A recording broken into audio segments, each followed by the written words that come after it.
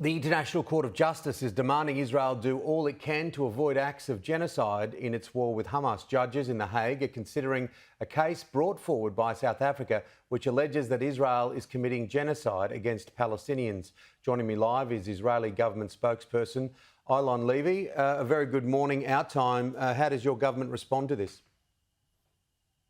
South Africa brought an action against Israel, trying to get it to suspend immediately the military campaign to bring down Hamas and release the hostages. And the International Court of Justice very wisely threw that out, and in so doing reaffirmed our natural and inherent right to protect and defend our people in the wake of the October 7 massacre and bring back the hostages.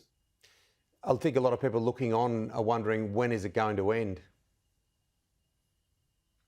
This war will end when we have achieved our goals, the destruction of Hamas and the release of the hostages. We wish that we had a magic wand that we could wave and the hostages would come home and Hamas would stop being a genocidal terror organization committed to our destruction.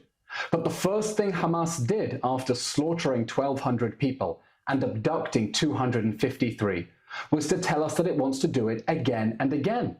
So we're fighting Hamas so that it can't do it again and again, and we're fighting to release the hostages we fear are being tortured and executed and raped in its tunnels right now, and there is no way we're going to abandon them, and so we will continue to fight. Not because we want to, but because we must, and because we have no choice.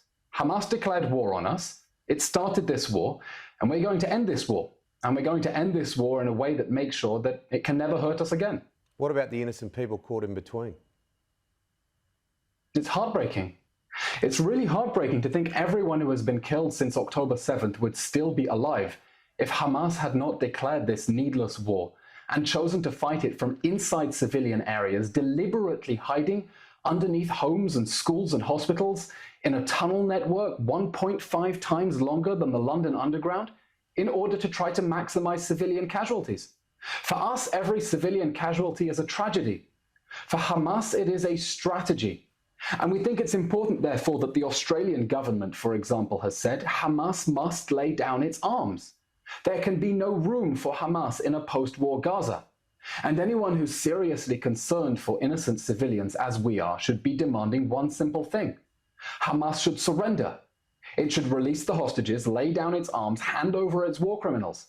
But the way to try to minimize humanitarian suffering is not to tell Israel to abandon hostages in the hands of terrorists who might be raping them, and to leave Hamas free to do that again, as South Africa outrageously tried to get the court to do today. Well, they're your words. Of course, you're an Israeli government spokesperson. I wonder what it looks like, and many people do. What does a post-war Gaza look like, particularly for the Palestinian people? We hope that a post-Hamas Gaza will give opportunities for Palestinians who understand that terrorism is a dead end, that there is no light at the end of the tunnel. You know, it's really amazing to look at how much concrete and how much international aid Hamas squandered. It took money it received from foreign governments and built a whole maze of tunnels underneath Gaza, instead of building a prosperous city above ground. It took incredible talent, incredible skill, and a lot of money. And we hope that the day after this war, Gaza will be rebuilt in a sustainable way that makes sure the concrete goes to people's houses and that terrorists aren't able to subordinate the whole area again for the sake of their genocidal agenda. And we're also talking about the need for de-radicalization. We can't have another generation of Palestinian children being brought up in Hamas's child soldier boot camps, being raised on a diet of jihad and martyrdom, and being taught these awful values of war against the people of Israel. We need the world to tell the Palestinians some tough truths, that the state of Israel is here to stay, that it has a right to exist in strong, sovereign, defensible borders, and that their best hope of a prosperous future is alongside the state of Israel, instead of violently trying to destroy it like they did with the invasion and massacre of October 7th.